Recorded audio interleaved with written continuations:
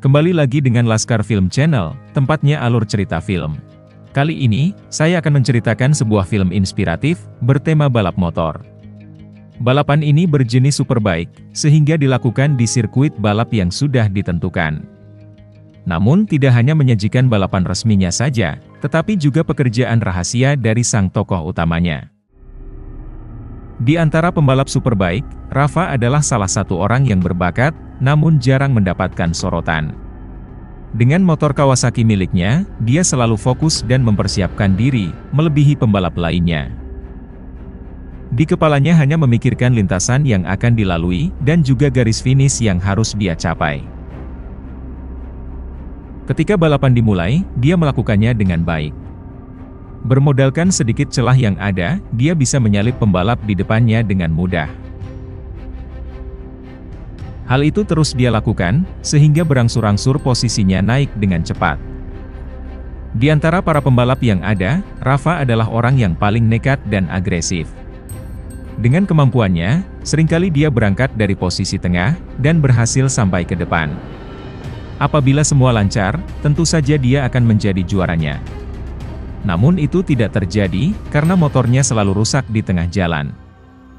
Tidak ada pilihan lain, Rafa harus menyingkir, dan menyerah dalam balapan.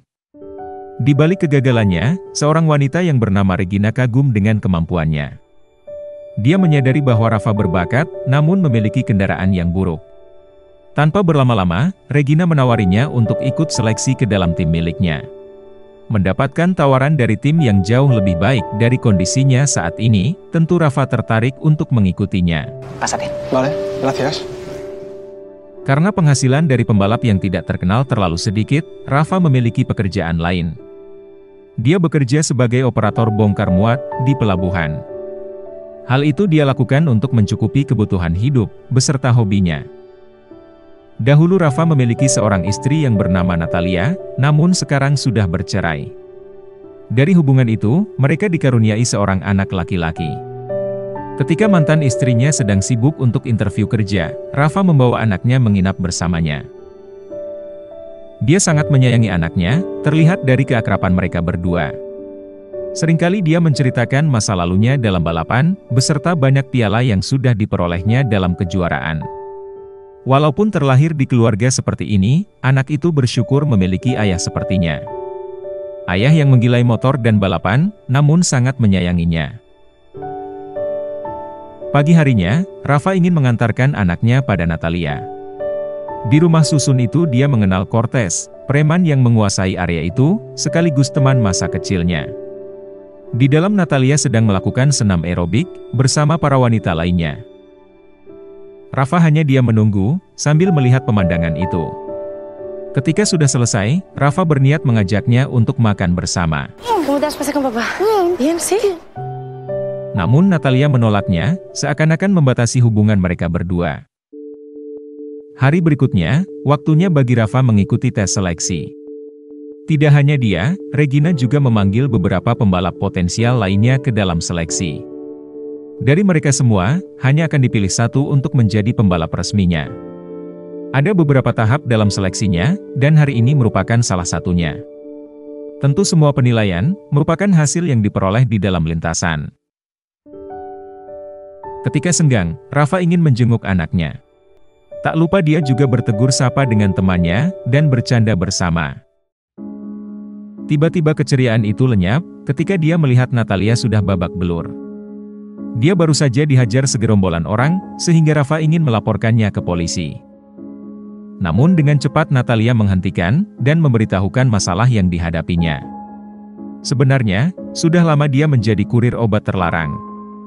Sialnya barang yang dia bawa dirampok, sehingga harus mengganti uang pada atasannya. Tentu saja Rafa marah, perbuatan dari Natalia sudah membahayakan anaknya. Namun karena semua sudah terjadi, mereka harus memikirkan jalan keluarnya. Demi keamanan, Rafa mengajaknya untuk tinggal di rumahnya sementara waktu. Saat ini mereka aman, namun tidak tahu akan sampai kapan. Jika dibiarkan saja, lambat laun dia akan kehilangan mereka berdua. Oleh karena itu, dia memutuskan untuk membantunya. Pagi harinya dia menemui Cortez, yang mengetahui seluk-beluk dunia hitam di lingkungan ini. Setelah memberitahukan masalah dari Natalia, tentu dia mengetahui siapa bosnya. Sebagai teman, Cortez memperingatkannya untuk tidak berurusan dengan orang seperti itu. Namun karena Rafa sudah membulatkan tekadnya, mau tidak mau dia menunjukkan lokasinya. Sesampainya di sana, Rafa langsung berbicara dengan Carlos, bos mafia di tempat itu. Dia ingin membayar semua kerugian yang ditanggung Natalia. A negociar contigo. Namun dengan profesinya yang hanya sebagai pembalap biasa, dia memerlukan waktu selama 2 bulan. Mendengar itu, tentu saja Carlos menolaknya, dan langsung mengusirnya. Tidak ada jalan lain, Rafa hanya pasrah dengan keadaan ini. Tiba-tiba malamnya dia ditelepon oleh Carlos, dan menawarkan solusi yang menguntungkan mereka berdua. Dia disuruh pergi ke sebuah toko tato, untuk menemui anak buahnya yang bernama Boro. Tanpa memberitahukan apa yang akan dilakukan, mereka memasukkannya ke dalam sebuah mobil, dan membawanya. Perjalanan itu cukup jauh, namun Rafa tidak mengetahui akan dibawa kemana. Dia hanya bisa pasrah, dan menunggu waktunya dengan sabar. Setelah tiba di suatu tempat, Boro memberikannya sebuah tas berisi paket. Rafa harus membawanya menggunakan motor yang sudah disediakan, menuju ke toko tato sebelumnya. Jalan yang harus dia lalui adalah jalan tol, agar lebih cepat. Di rest area sudah ada orang yang akan mengisikan bahan bakar, sehingga bisa sampai tujuan dengan aman. Mengetahui tidak ada pilihan lain, Rafa menurutinya. Ketika menerobos jalan tol, dia bisa sampai ke rest area sesuai rencana. Namun menyadari tindakannya ilegal, tentu saja dengan cepat polisi akan mengetahuinya. Rafa terus memacu motornya, diikuti oleh mobil polisi di belakangnya. Dengan skill balapan miliknya, polisi itu kesulitan untuk bisa menghentikannya. Jarak semakin jauh, dan akhirnya dia berhasil lolos. Sesampainya di tempat tujuan, Rafa langsung memberikan paket itu kepada Carlos, yang sudah menunggunya. Ternyata paket itu hanya berisi gandum, dengan tujuan untuk mengetes kemampuan dari Rafa. Dia pun lolos, dan kini Carlos memberikannya penawaran. Untuk mengganti semua kerugian dari Natalia, Rafa harus menjadi kurirnya selama 2 bulan. Dia diberikan sebuah handphone, dan harus datang ketika dipanggil. 2 meses. Walaupun ini adalah keputusan yang berat, Rafa menyetujuinya, karena inilah satu-satunya harapan untuk menyelamatkan Natalia dan anaknya. Perjalanannya ke depan akan semakin berat. Tidak hanya karena beban pikiran, tetapi juga kelelahan pada fisik yang semakin menumpuk. Namun dia tidak akan meninggalkan pekerjaan sebelumnya, terutama seleksi balapannya. Sialnya pada momen itu Carlos menelponnya. Tidak mau diganggu ketika akan balapan, Rafa mengabaikannya. Seleksi inilah yang menjadi impiannya sejak lama, sehingga dia tidak ingin hal lain mengacaukannya. Dia yakin bisa melakukannya, walaupun sambil menanggung beban yang sangat berat. Karena panggilan sebelumnya yang diabaikan, terpaksa Boro sampai datang ke sana menjemputnya. Dia juga memberikan beberapa obat, untuk memacu adrenalinnya. Dengan begitu, rasa lelahnya akan terabaikan untuk sementara waktu. Misinya kali ini sama seperti sebelumnya, yaitu membawa paket melewati jalan tol. Polisi juga sudah mengira hal ini akan terjadi lagi, sehingga mereka sudah menyiapkan unit motor. Rafa sadar ada yang mengejarnya, namun mengabaikannya. Dia hanya fokus dengan apa yang ada di depannya, dan mencoba lebih cepat. Beruntung dengan jarak yang ada, dia bisa mengisi bahan bakarnya tepat waktu. Dan untuk menghilangkan jejak, dia harus mengecoh para polisi yang mengejarnya. Usaha itu berhasil, namun untuk kedepannya mungkin akan sulit. Necesito una moto mejor. Rafa meminta motor yang lebih cepat, agar bisa menjamin keberhasilan misi kedepannya. Menyadari kerugian apabila Rafa tertangkap, Carlos akan memikirkan usulannya.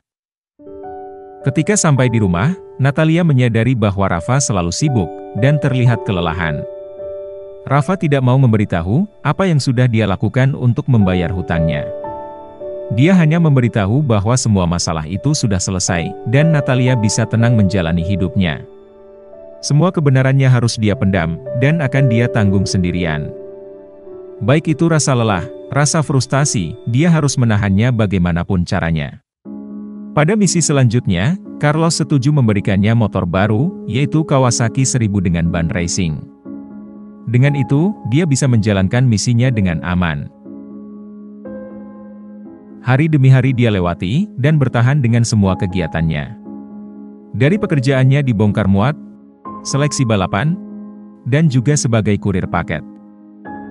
Walaupun sudah memakai obat, lama-kelamaan tubuhnya sudah tidak sanggup. Terlihat sekali pada penampilannya yang sangat menurun pada seleksi tahap keempat. Dia tidak bisa berkonsentrasi, dan hampir mencelakai pembalap lain. Yo no sé qué coño le pasa a este chico. Keributan pun akan terjadi, beruntung Regina menenangkannya.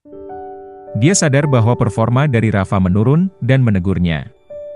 Namun Rafa tidak bisa memberitahukan alasannya, tentang masalah yang sedang dia hadapi. Dia terus menahannya, dan hanya bisa memikirkannya seorang diri. Karena masalah sudah selesai, Natalia berniat ingin kembali ke rumah susunnya. Mendengar itu Rafa langsung mencegahnya. Pues quiero a vosotros.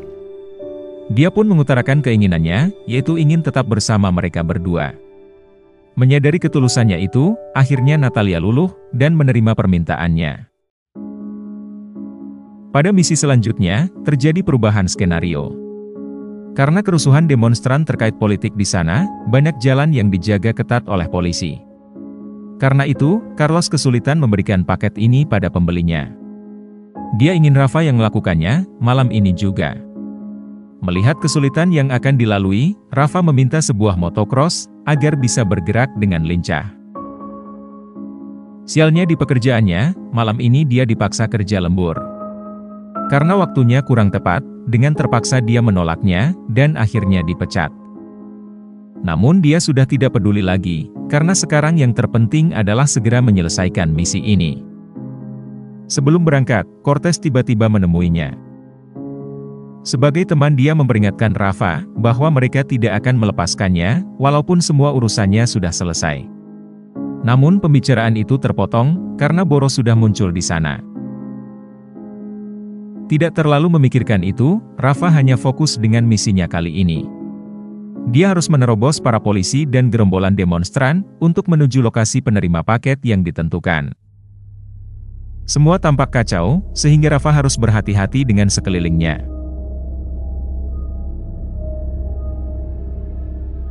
Mengira akan berhasil, tiba-tiba motornya ditembak seseorang. Beruntung Rafa masih selamat, dan langsung bersembunyi. Dia yakin gerombolan itu sengaja mengincarnya, untuk merampas paket ini. Dia pun langsung berlari sekuat tenaga, menghindari kejaran mereka. Menemukan tempat yang sesuai, dia langsung bersembunyi. Momen itu dia gunakan untuk mengabari Carlos. ¿Dónde coño estás? Por lo que me han disparado, joder. Dia pun langsung diberikan lokasi, untuk menjemputnya. Memanfaatkan kelengahan yang ada, Rafa langsung berlari menuju ke sana.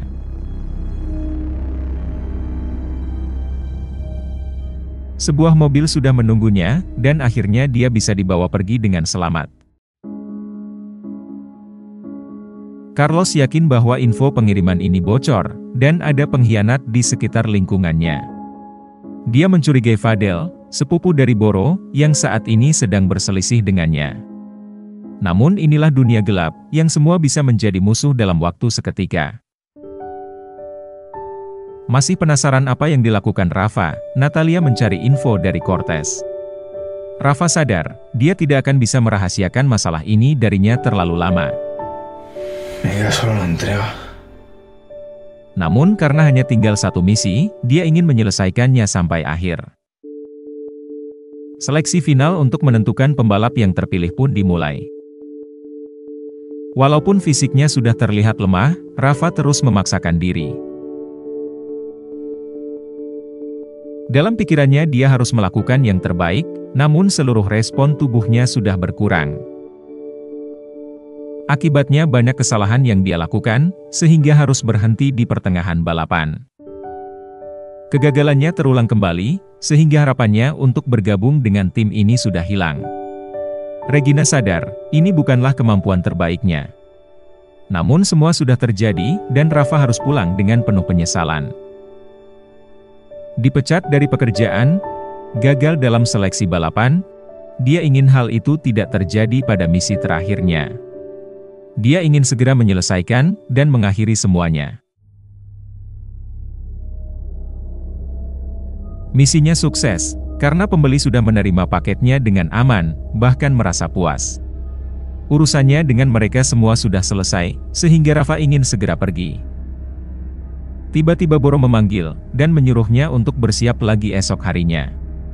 Tentu saja Rafa menolak, karena ini adalah misi terakhirnya, dan perjanjiannya sudah selesai. Dijimos 2 meses, esta ha sido mi última. Dia sampai marah, dan mengembalikan handphonenya. Tiba-tiba Boro menghajar, dan mengancamnya. Apabila Rafa tidak menuruti perintahnya, dia akan mencari Natalia, dan melakukan sesuatu yang buruk. Rafa sadar, bahwa dia sudah terjebak dan akan selalu dimanfaatkan, seperti apa yang dikatakan Cortez. Pikirannya sudah buntu, dan dia harus menghentikan ini semua. Tanpa berpikir panjang, dengan menggunakan helm miliknya, dia memukul Boro. Hal itu terus dia lakukan, sampai membuat Boro kehilangan nyawanya. Dia pun langsung memanggil Cortez, untuk membantunya membereskan ini semua. ¿Qué pasó, hermano? Rafa menyadari, perbuatannya ini akan membuatnya dalam bahaya.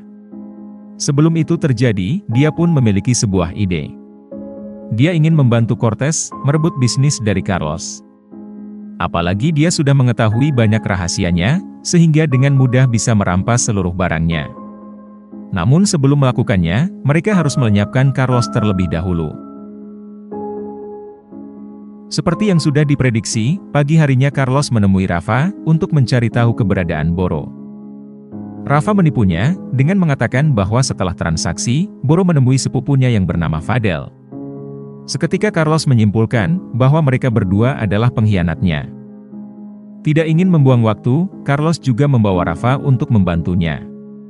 Cortez dari belakang juga muncul, dan bersiap untuk menghabisinya.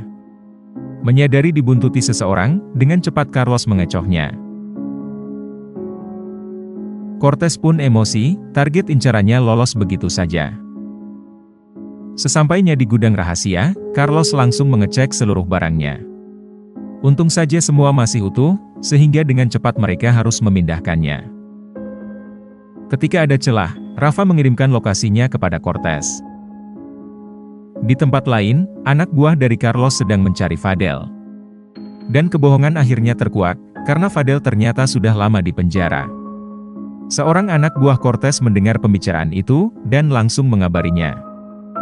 Seketika Cortez menelpon Rafa, untuk segera lari dari sana. ¡Sal de ahí, brother! ¡Que están pillados, tío! ¡Sal de ahí! Dia juga sadar, bahwa Carlos sudah mengetahui kebenarannya. Dengan cepat dia melarikan diri, menggunakan motor yang ada. Tidak akan membiarkannya lolos, Carlos mengejar menggunakan mobilnya. Di dalam kawasan itu, mau tidak mau Rafa harus menyelinap di antara gudang lainnya. Namun Carlos terus mendekatinya, yang membuat Rafa kehilangan konsentrasi. Tiba-tiba muncul forklift di depan, dan dia menabraknya. Dengan mudah Carlos langsung bisa menangkap, dan ingin membawanya pergi. Robarle a tu puta madre. Beruntung dari dalam bagasi, Rafa masih bisa mengirimkan lokasi terbarunya pada Cortez. Tanpa diduga, dari samping sebuah truk menabrak mobil Carlos, hingga terhimpit. Ternyata itu adalah rencana dari Cortez, untuk melenyapkannya. Dia pun langsung menyelamatkan Rafa, dan mereka langsung pergi. Semua beban yang ditanggung sudah hilang, sehingga Rafa bisa menjalani hidupnya dengan tenang. Tanpa disangka Regina juga memanggilnya kembali, karena masih memberinya kesempatan. Namun tiba-tiba polisi datang, dan membawanya pergi. Ternyata selama ini mereka sudah mengamati seluruh kegiatannya dengan Carlos, dan mengetahui kebenarannya. Tidak langsung menangkapnya, Rafa diberikan dua pilihan. Pasrah kemudian masuk dalam penjara, atau menjadi polisi dan bergabung dengan unit motor. Escoges gato o ratón. Cita-citanya untuk menjadi pembalap profesional sudah pupus seketika. Karena yang terpenting adalah terus menjaga keluarganya, akhirnya dia memutuskan untuk bergabung dengan polisi. Dahulu dia adalah tikus, kali ini dia menjadi kucing, yang akan terus mengejar targetnya sampai dapat. Kemampuan balapnya masih terpakai, walaupun dengan jalan yang berbeda. Perjalanan hidup manusia akan selalu naik dan turun. Seringkali rencana yang sudah dibuat, tidak berjalan seperti yang dibayangkan. Tetapi inilah realita hidup, karena takdir akan selalu bekerja secara unik, untuk membawa menemukan jalan hidupmu. Semoga penonton sekalian menikmatinya. Dan tak lupa bantuannya untuk komen sebanyak-banyaknya, like, share, subscribe channel ini, dan tekan tombol loncengnya. Karena hanya dengan kalian, channel ini bisa berkembang. Sekian dan terima kasih, sampai jumpa di film menarik berikutnya.